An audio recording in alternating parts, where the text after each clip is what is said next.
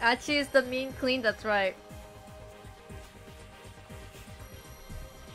Alright, let's do Achi. And then we'll be done, I guess, for this segment. The man with the cane aimed his gun at Hitomi, his face devoid of emotion. Please, the girl said, trembling. Why are you doing this? But the man did not reply. Quickly, Achi stabbed in between Hitomi and the gun, spreading his arm wide. Stop! He said it in English. One of the few English words he knew. Stop, boo. He quickly reverted back to Japanese. Who the hell are you? Still the man did not respond. You know this guy, Hitomi? No. Achi was sure he would never seen the man either. What are you after, Monty? Cause if you are, boy, are you wasting your time chasing us? The man furrowed at his brow, adjusting his point of aim to Achi's face.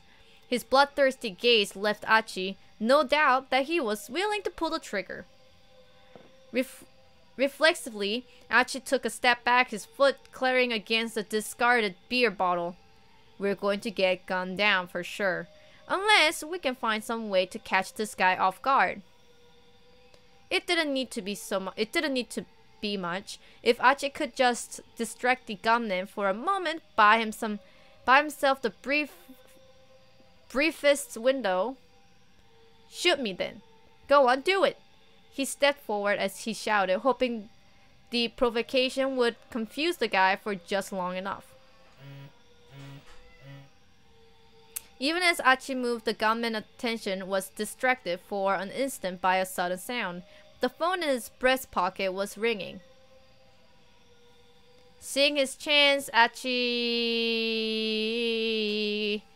lunged forward in an attempt to wrest the gun away, or snatch up the beer bottle and swing it at the assassin, or grab Hitomi and ran. C seems like the worst.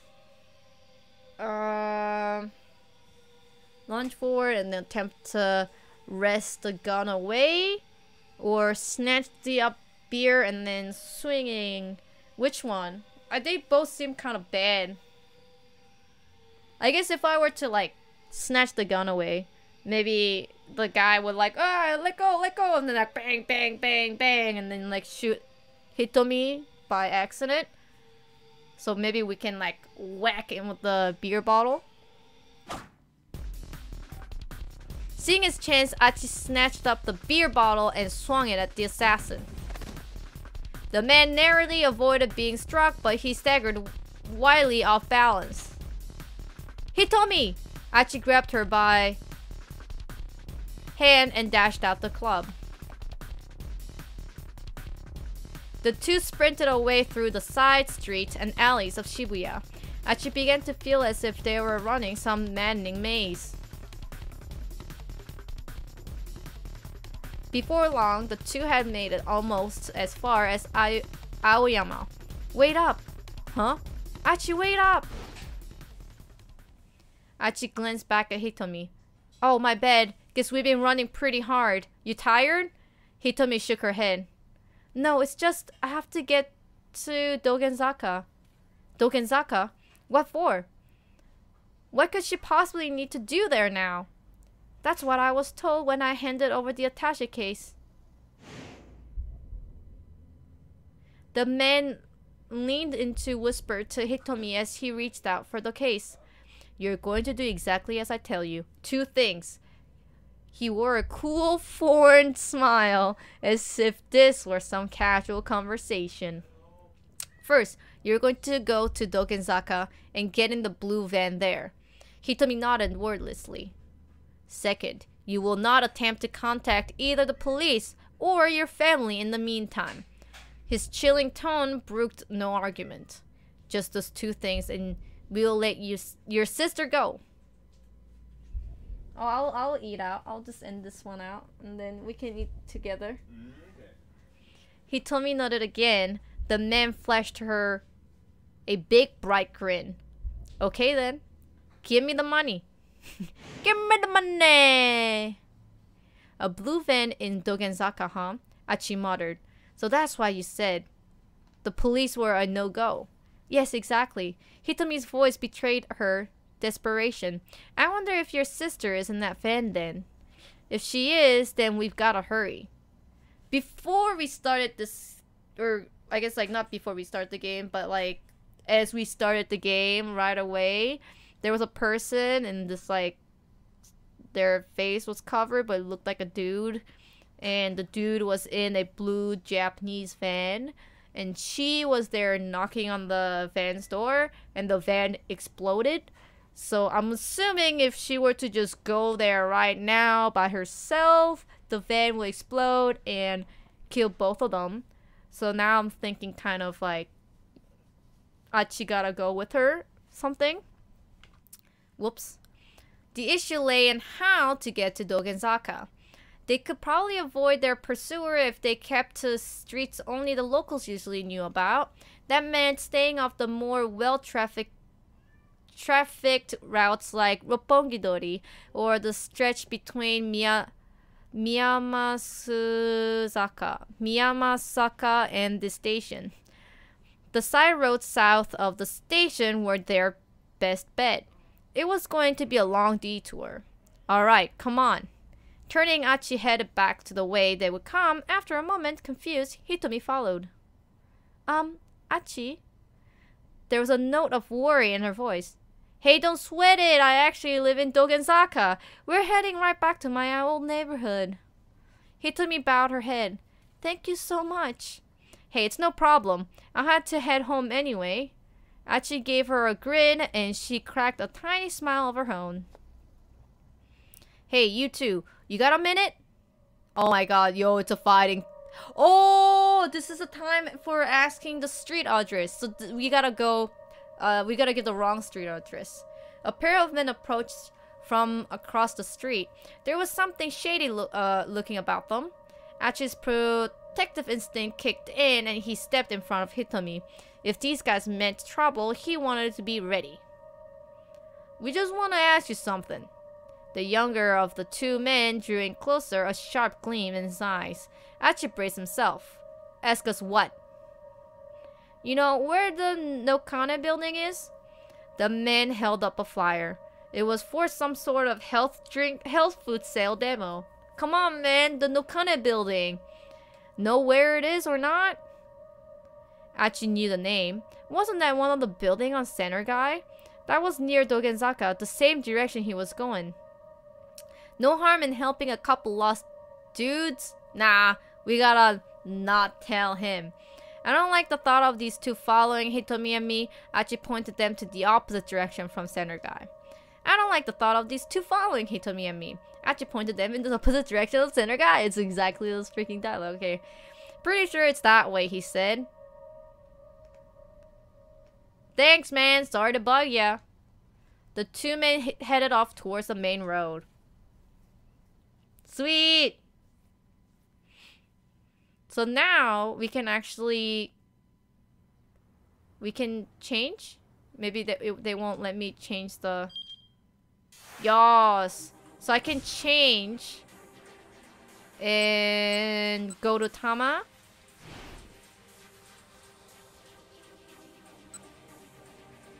Go to Tama's story. And it won't be a bad end.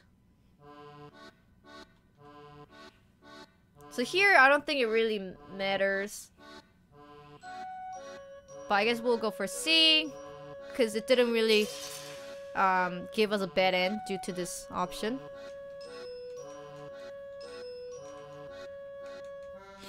So we have already seen this part and read through it. The Tama story got bad end due to those Yakuza we just saw.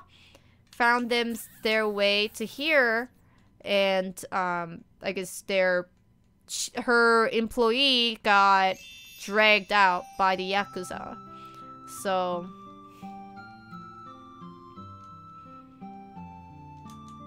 too bad there's like no way to fast forward the dialogue.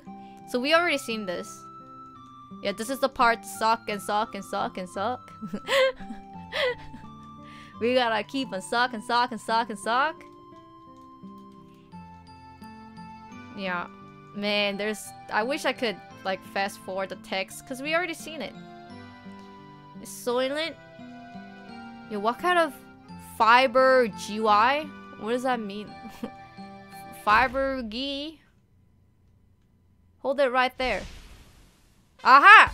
So now, we have a different ending. So this guy, before, was getting dragged out by Yakuza, but now he is not, so he's here.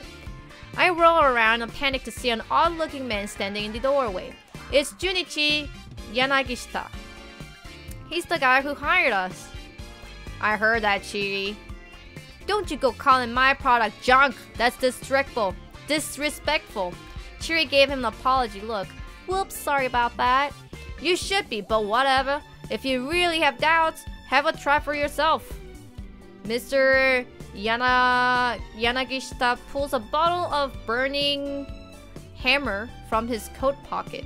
At first glance, it looks like some kind of energy supplement, but the cheapo label gives an immediate impression of sketchiness. Go on, says Yanagishita. Give it a go.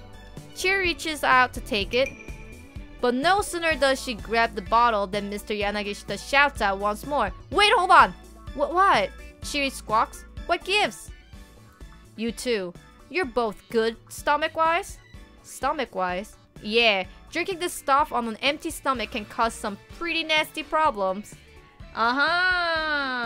So when, I don't know, he didn't have anything to eat all day and stuff like that, and then he drank the drink here, and he like fainted. So I'm assuming that's what he's mentioning right now. So just make sure you eat or drink something beforehand, doesn't matter what really. Wait, nasty problems? Yeah, such as what, I asked. I would rather not say, nobody would buy it otherwise. Seriously? It's all good. I just had lunch, Chiri says. She flashes a carefree smile. Well, I haven't eaten yet, but on the other hand, I've been guzzling as much iced tea as I can to fill myself up. It's probably safe for me to try this stuff. I may as well drink it in for a penny and for a pound, and hey, maybe it will help me lose some weight. Or B, no, I would better not drink this stuff. It's not even particularly appetizing. Or C, wait, is this that stuff that gives you visions or something? Let's go no. Because she hasn't eaten anything. She only drank iced tea, and I don't think that's enough. So let's go no. No, I would better not drink this stuff. It's not even particularly appetizing. Chiri twisted off the cap. Bottoms up. She declares and proceeds to noisily gulp her bottle down. It doesn't seem like she minds it. Maybe it's actually pretty tasty after all? Huh? Aren't you gonna have some too? Mr. Yanagishita flashes me a look. I guess I might as well try just a little bit. I stick the bottle of burning hammer into my mascot's head mouth. It has an unexpected smell like curry. Getting my own lip around the mouth of the bottle, I gulp down the liquid inside. Huh? It doesn't taste like anything. A handful of seconds go by. What the heck? It feels like a firecracker just exploded inside of my mouth. Now it's spicy, way too spicy. It's like I just swallowed a chili pepper coated in curry powder. Before I know it, I'm sweating like bullets. Well, you sweating? Mr. Yanagishita asks. Like a whole lot? You are, aren't ya? Why does he sound so happy about that? That right there is the magic of Burning Hammer at work. Chiri and I are at a loss for words. Burning Hammer, drink all you want and just burn those pounds away. How's that sound? Good, huh? This is just so stupid spicy. It makes you sweat. Chiri blurts out. Blunt and go to the point, I approve. Yeah? I guess you're right, Yanagishita says. He hangs his head. What is in this stuff? I ask. I can still feel my tongue tingling. Heck, my body is almost too numb to move. I'm so shocked I even forget to get properly angry. So, it's this health food product that got imported from America a few years back, Yanagishita explains. But the import agency went out of business not long after and couldn't move the merch. So I bought up the whole lot. Everything they had in their storehouse, spent all the money I had on it. Chiri arches an eyebrow. How much did it cost you, she asks. 1 million yen for 300 bottles.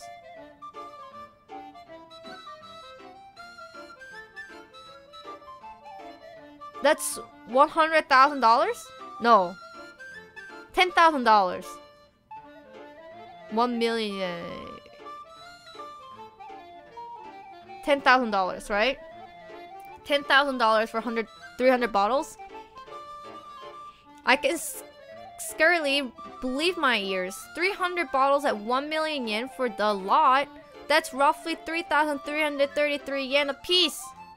Each one of these teensy little bottle costs over 3,000 yen?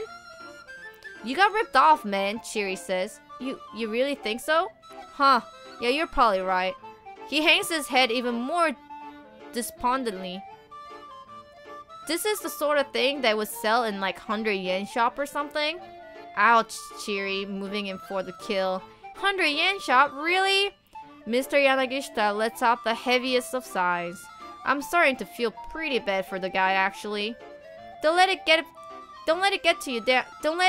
you down, sir, I say, hoping to comfort him.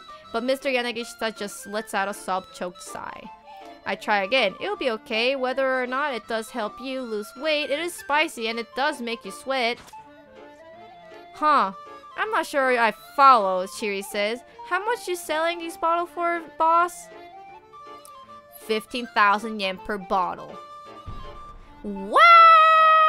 Chiri's jaw particularly hits up the floor. Mine does the same. No way. Nuh-uh. No freaking way.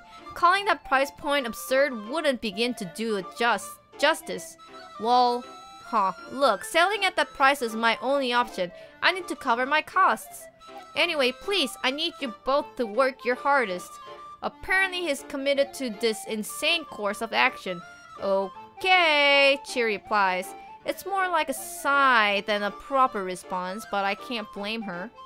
As for me, I can't even find the words. I'm so flabbergasted. Or just sit there and don't speak up. Isn't this just a scam, sir?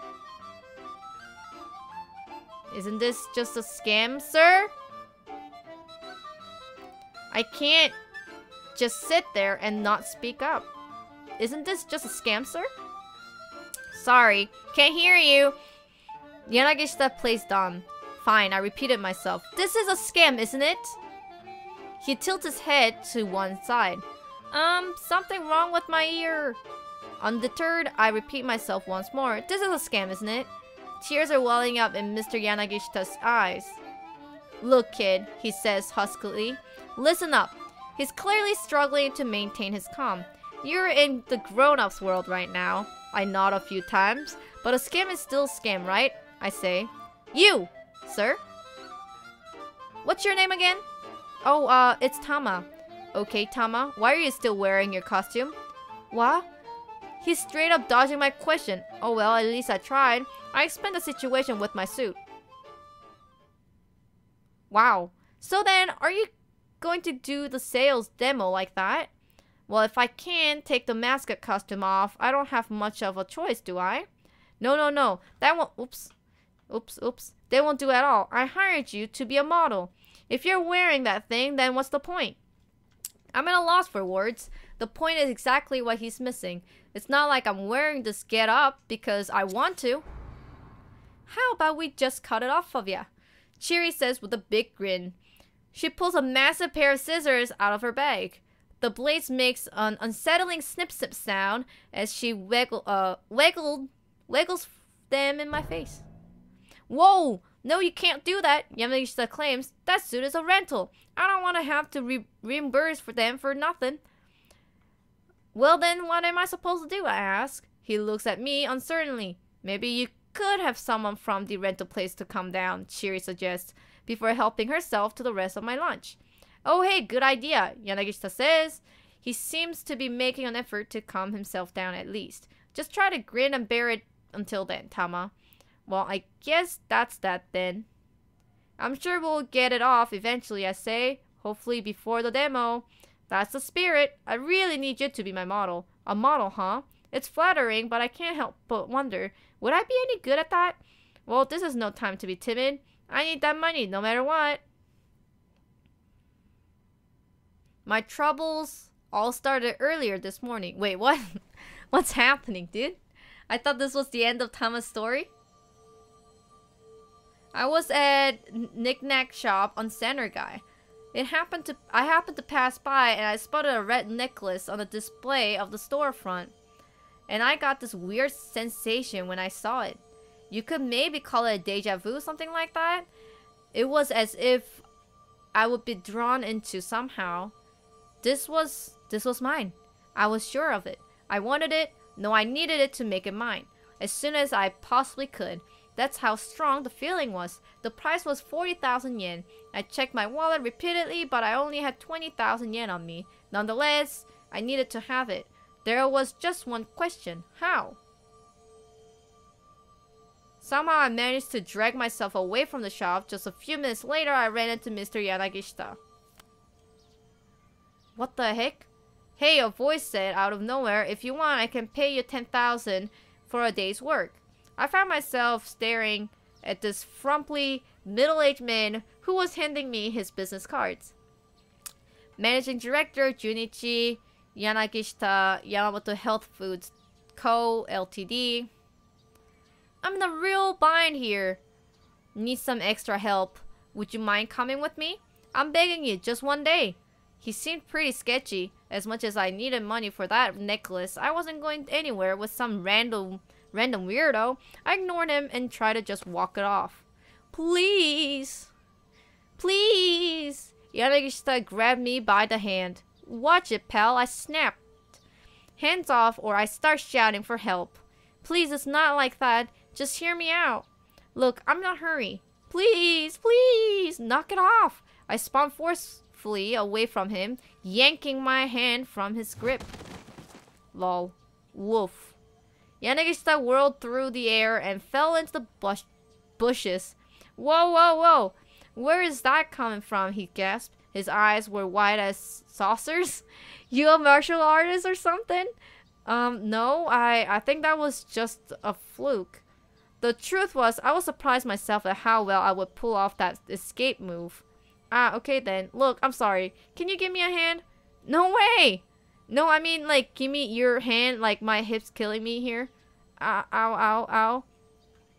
I guess the least I could do was help the guy to get on his feet.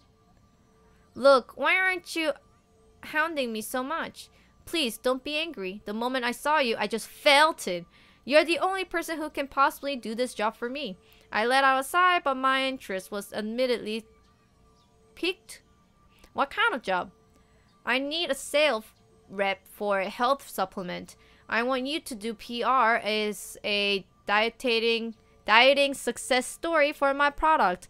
Just look at you. You have the body of an actress. Sales are gonna go through the roof. Well, it was hard to feel too offended when he told me that.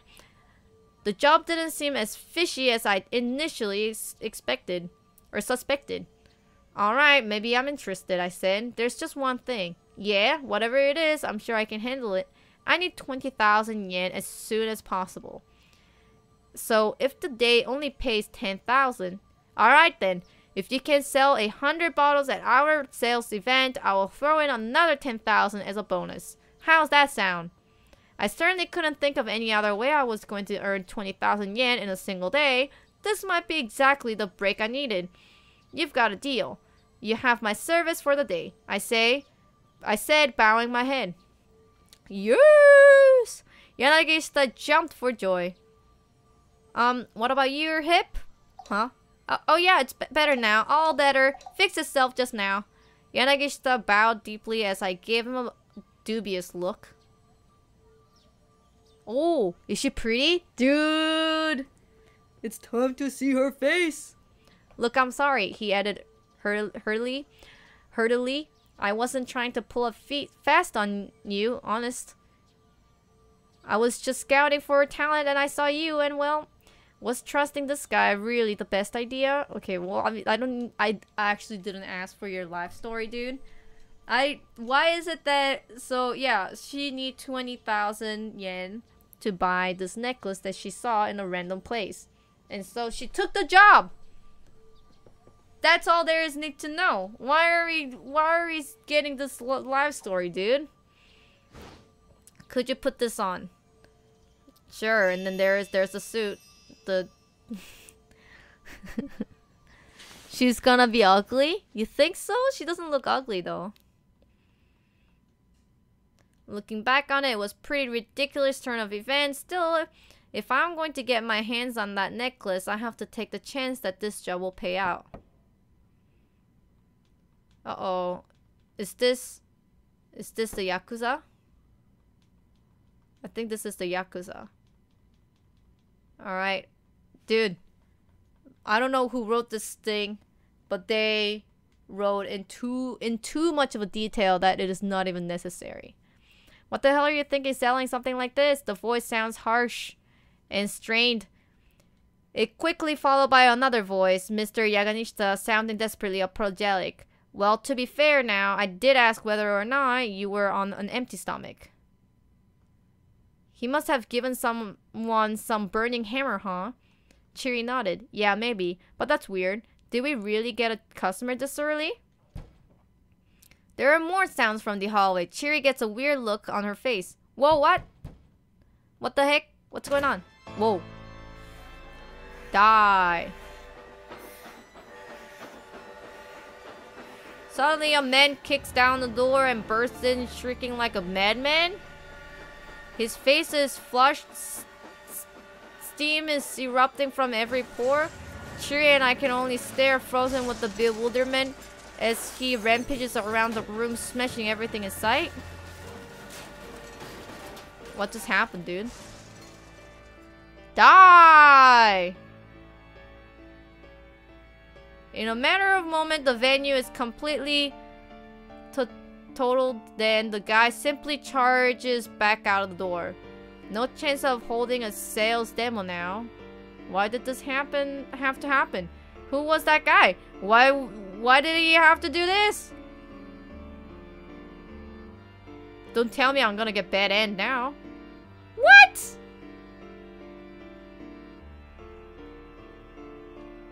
What the fuck, dude?